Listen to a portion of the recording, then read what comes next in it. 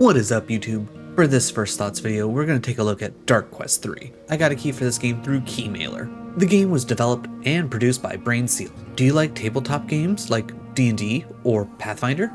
Do you enjoy fantasy stories? Do you like games that let you pick your own choices but leaves it up to fate on what the consequences are? Then this is the game for you. Now, I have never played the other two Dark Quest games. I haven't even heard of the series until I saw this listed on Keymailer. It looked interesting enough, but I can't say I was expecting anything special, and let me tell you how wrong I was. Legit, I fell in love with this game so much after trying it, it is now a channel point redemption on my Twitch channel to do a run. Now, enough of me hyping up this game, let's get to my first thoughts. This roguelike dungeon crawler really feels like you're running a Dungeons & Dragons campaign with the speed turned up. You start off by picking your 4 party members and jump right into the story. You're on a quest to stop the evil wizard from destroying your village. You progress through the story by drawing cards from a deck revealing situations you have to deal with. Some are nice, some are bad, and some are fights.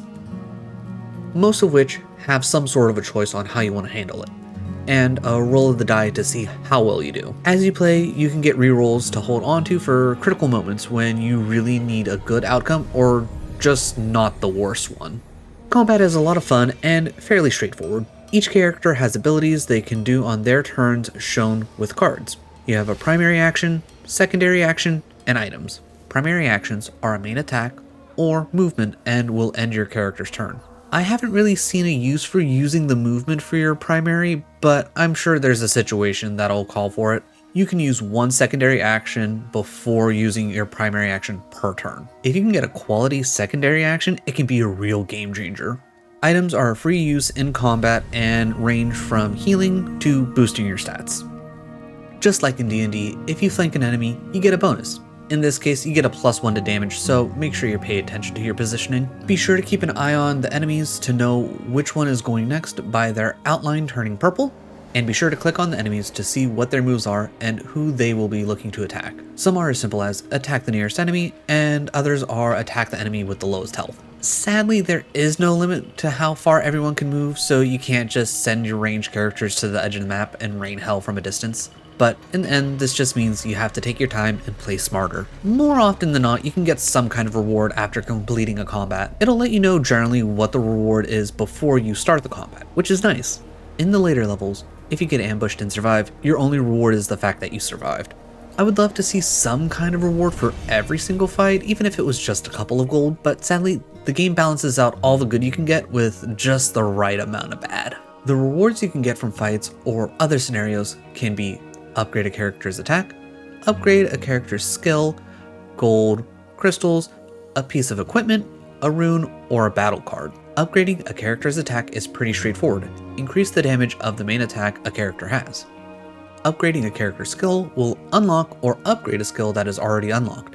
Some passive, some secondary, and some primary. Be sure to read through each one and see what might work best for you. Gold is also straightforward. Hold on to it as you will come across people selling things that could help you out on your journey. Crystals are the only things you hold on to after each run, and you use it to upgrade or unlock things from each area to make the following runs a little bit easier. Equipment are small little boosts you can give to a character. Be sure to read them to make sure you give it to someone who can actually use it. Runes are game changers and usually dropped by the big boss of each area. If you get a chance to fight for a rune, go for it. It is worth the risk. Finally, battle cards are items you can use during the fight. These are the ones that are usually stat boosters for the fight. One interesting mechanic this game has is there's no max HP. So if you manage it, you could get everybody's health up to 100 and feel invincible. You most likely won't, but it's technically possible. As you get further into the game, the more you will unlock, like other characters to start runs with, new items to find, bonuses to the area so it's a little easier the next time you go through, and even new paths to take so you can try and avoid the areas that you don't like.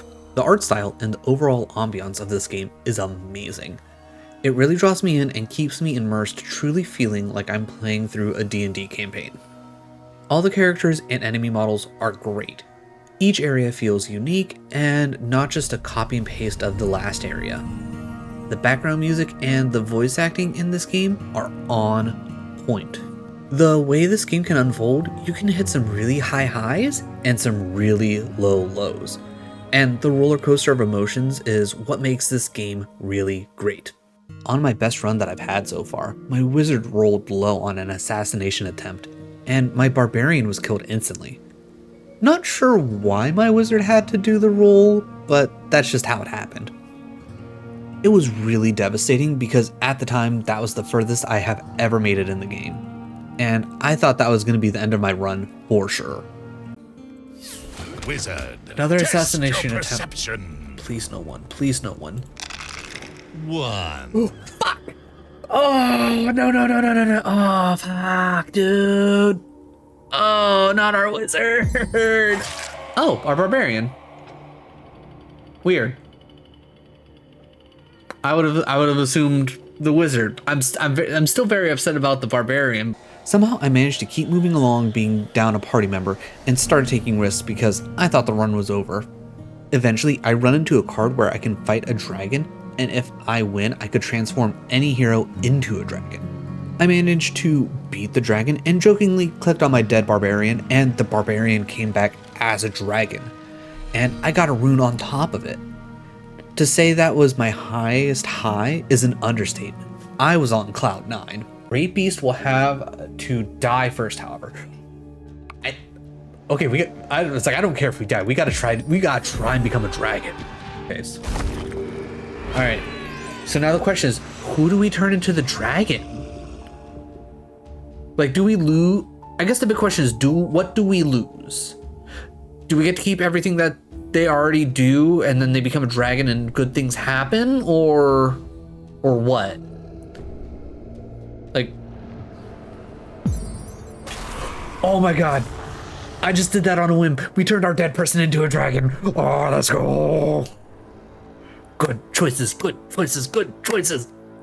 Overall, and this should be no surprise, I love this game. I would gladly recommend this to anyone. Even if this wasn't necessarily your kind of game, I think it's worth checking out. Like, I enjoyed this game so much, I plan on picking up the other two just to see what they are like. For just $18.99 on Steam, I honestly think this game is a steal. And the other two games are only $7.99 and $2.99. Seriously, pick up this game and enjoy this roller coaster of a ride. You won't regret it. Well, this has been my first thoughts on Dark Quest 3. Let me know what your first thoughts were if you've played Dark Quest 3. And if you've made it this far, if you could drop a like and a sub, it would really help me out.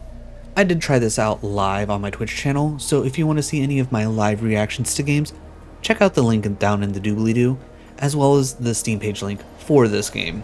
Thanks for watching the video, and I'll see you in the next one.